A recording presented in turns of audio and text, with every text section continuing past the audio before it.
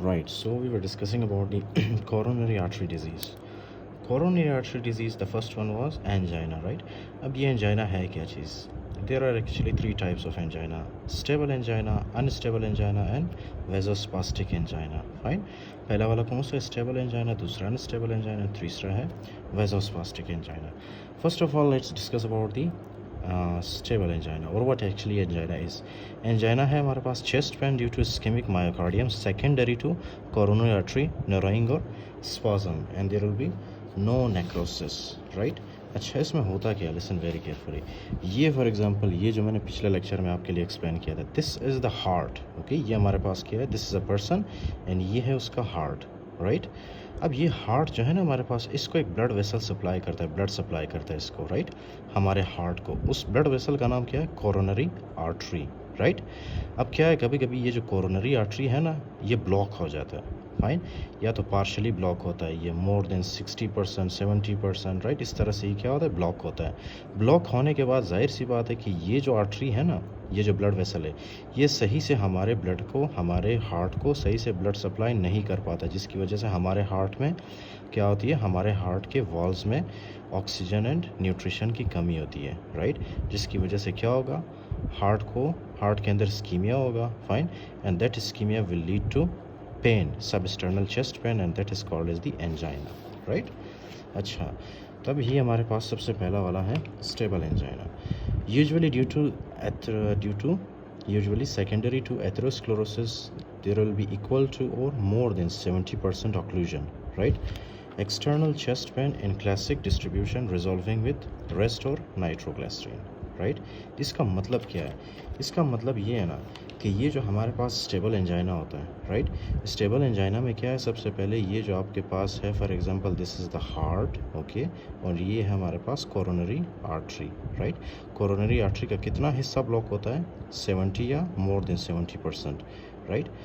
70 या more than 70% coronary artery का जो हिस्सा है ना, राइट, उसके अंदर ब्लॉकेज होती है 70%, राइट? और पीछे कितना बचता है हमारे पास? सिर्फ और सिर्फ 30%. तो 30% एरिया में से ऑक्सीजनेटेड ब्लड जाता है हमारे हार्ट को. Fine, okay. तो इसलिए जैसे हम कोई एक्शन परफॉर्म करते हैं, आपको पता है ना, हमारे बॉडी को ऑक्सीजन की ज़रूरत होती है, और ऑक्सीजन कैसे हमारे सेल्स तक, हमारे हाथों तक, हमारे for example different parts of body में कैसे पहुंचता है? उसको हार्ट पुश करता है, राइट? उस ऑक्सीजन या उस ब्लड को.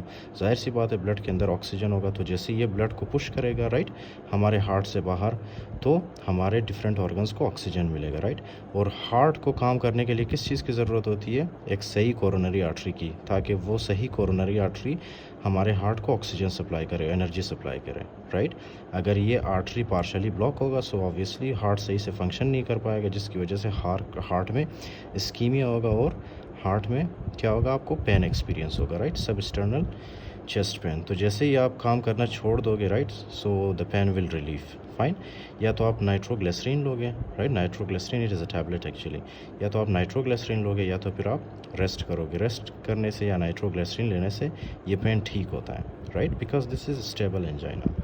उसके बाद ये मैंने बहुत ही डिटेल में एक्सप्लेन किया, okay, in the last lecture. The next is unstable angina. There will be thrombosis with incomplete coronary artery occlusion, right? तो इसमें क्या है कि इनकम्प्लीट कोरोनरी आर्टरी, ये क्या है? इसमें ऑक्लूजन होती है कोरोनरी आर्टरी की incompletely, okay, but there will be formation of a thrombus also, okay, there will be formation of a thrombus also. Increase in frequency or intensity of chest pain or any chest pain at rest. That basically means चाहे आप rest कर लो, चाहे आप nitroglycerine लो, in case of the unstable angina ये relief नहीं मिलेगा पेशेंट को, चाहे वो रेस्ट करे, चाहे वो नाइट्रोग्लिसरीन ले, चाहे वो जो भी करे, राइट? ये पेन रहेगा, ये पेन रिलीफ नहीं होगा, right? But there is one thing, no cardiac biomarker elevation, right?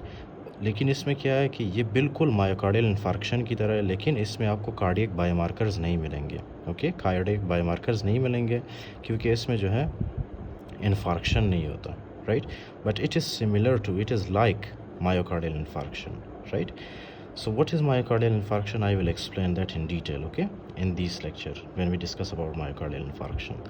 So the next is vasospastic, formerly Prinzmetal or variant angina. अब इसमें क्या होता है? Listen very carefully. For example, this is the heart, of the patient, right.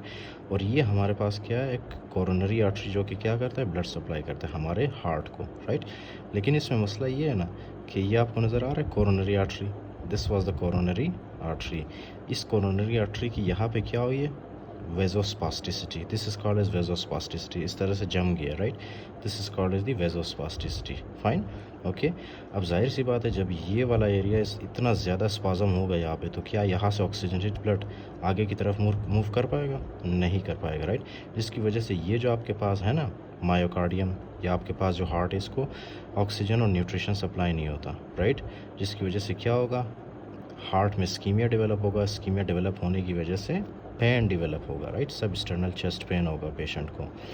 So that is the vasospastic या Prinzmetal angina occurs at rest secondary to coronary artery spasm। ये coronary artery है, इसमें क्या होता है, इसमें होता है spasm, fine, okay। Transient ischemic ST changes on ECG।